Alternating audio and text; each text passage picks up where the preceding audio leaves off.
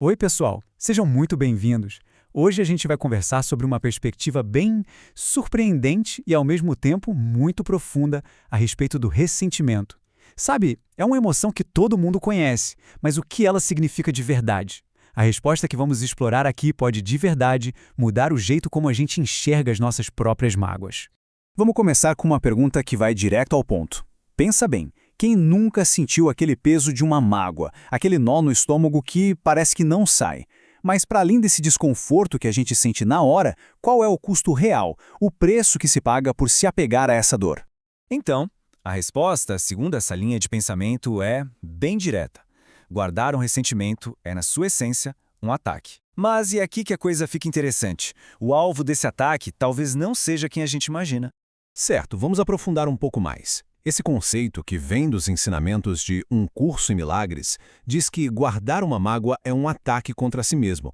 Isso mesmo, não contra outra pessoa, mas contra o nosso próprio ser interior. É uma ideia que, vamos combinar, vira de cabeça para baixo a lógica que a gente normalmente usa.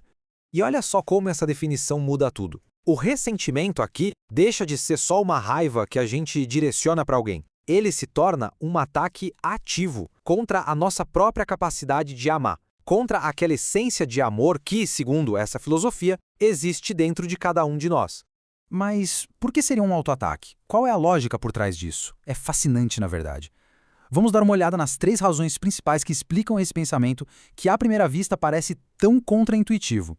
Aqui a gente tem um mapa do que vamos ver. Primeiro, o ressentimento nos distancia da nossa identidade real, que a fonte chama de amor. Segundo, ele nos faz identificar com uma ilusão, uma história de dor.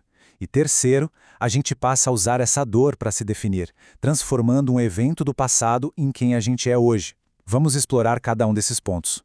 A primeira razão é a base de tudo. Se a nossa verdadeira natureza é o amor, e o amor, por definição, não consegue guardar mágoa, bom, então toda vez que se escolhe o ressentimento, se cria uma separação da nossa própria essência. É como se, por um momento, a gente esquecesse quem realmente somos, lá no fundo.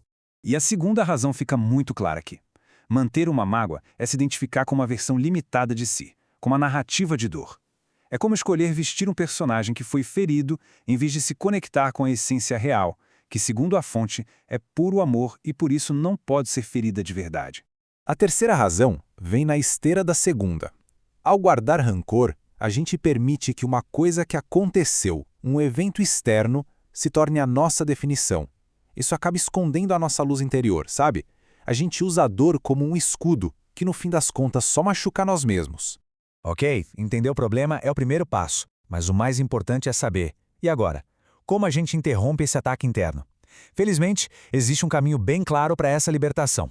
A virada de chave está toda aqui, a escolha consciente. Não se trata de fingir que nada aconteceu, mas de tomar a decisão, de forma ativa, de não usar aquela situação como uma arma contra o amor que existe dentro da gente. O poder está todo nessa decisão. E essa decisão se traduz em 3 escolhas bem práticas para encontrar a paz. Primeiro, reconhecer que um acontecimento não define a nossa totalidade.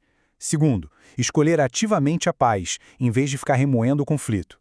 E terceiro, fazer o caminho de volta para casa, para o nosso estado natural, que é o amor.